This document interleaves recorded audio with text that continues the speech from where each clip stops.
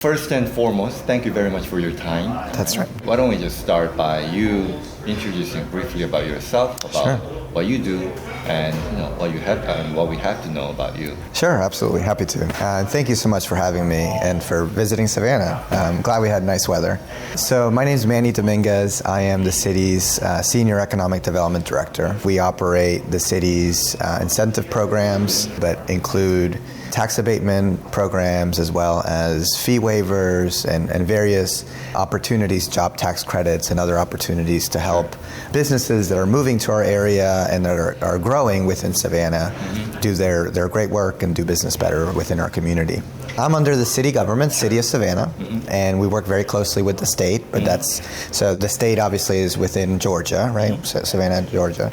And when we have companies that are interested in specifically City of Savannah, they come directly to us. We are the local contact for several of both the city, obviously, incentives, but then there's also state and federal incentives. And we help connect folks to those as well. Okay, speaking of those benefits, we just keep saying that state benefit, incentive, and all that. So what are they? Yeah, sure.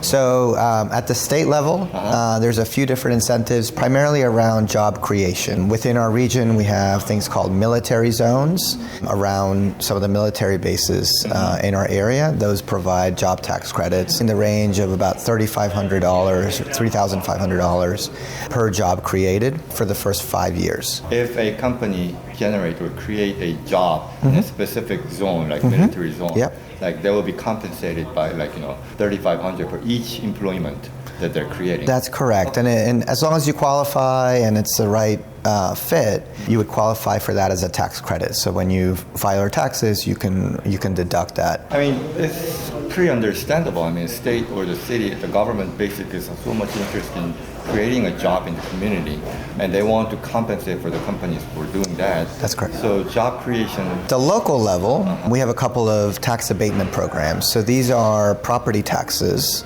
Tax abatement. Okay. So we have a couple of corridors throughout our city called enterprise zones. Sure.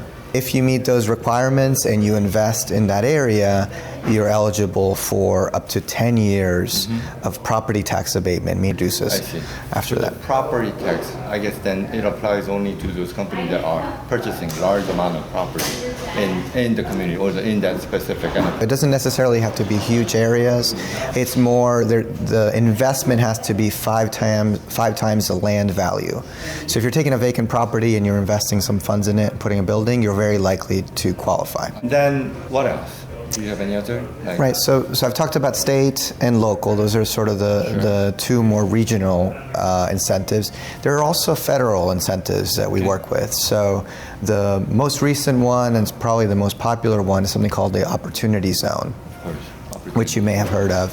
So Opportunity Zone, it provides an incentive to investors as in a form, again, a tax abatement or a tax reduction for their capital gains. The businesses that are selling their properties and generate like capital gains, that whatever the benefit at the federal level could be applied. That's right. I see. So I guess they're all related to creating jobs and like encouraging investment into the community. That's correct. Right? Yes. Is it only for the specific group of industry or the companies, or is it very much common to all, many businesses that are coming? It depends on the program. Certain, particularly the state job tax credits, do have some industries that they're targeting that include probably a lot of the clients that you're working with. The enterprise zone, which is the local one, does not have any restrictions as far as industry. As long as it's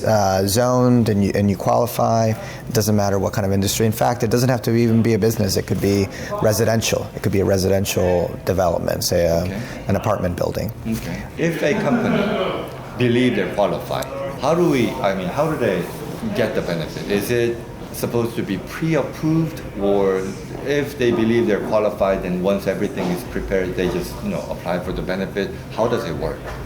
Because depending on the incentive, there might be deadlines that you have to meet and things that you have to put in place before you actually make the investment. So we normally recommend that they contact us sooner rather than later. Is it much from your direct experience when you observe all these companies, not just companies that I represent, like from Korea, but the local companies and others, is it very much difficult? The entire process and the final result? Yeah, so not so much. It's actually fairly straightforward. About the companies, you briefly mentioned that obviously the manufacturing company is the best candidate in terms of getting this opportunity because they're creating jobs and also they're making relatively large amount of investment. So what else? Do you have any preference in terms of the type of the business or the local domestic companies versus like international companies? If it's a parent companies from foreign countries, you know what I'm saying? So are there anything that they have to be aware of in terms of the candidacy and qualification? I think a lot of it depends on where they're looking to specifically be. So within the city limits, what we typically see is, headquarters for offices or residential or more retail type businesses. Having said that, immediately outside of the city within Chatham County and the surrounding counties, we've seen incredible growth, obviously from manufacturing, logistics, and those types of industries. Okay. Now is how do we provide the kinds of support systems and infrastructure for those businesses to be successful, particularly from a housing and workforce side. So all those businesses moving to our region are going to require employees, and so we're working through our department, through our workforce development department, to train those employees and get them ready for when those companies open. If a company from Korea is interested in opening up their business in Savannah, because they have heard at least so much good things about Savannah, Georgia, and the state, and they have no idea whatsoever, they have no clue whatsoever as to how they initiate the conversation with the city government, right? Then what do they have to do?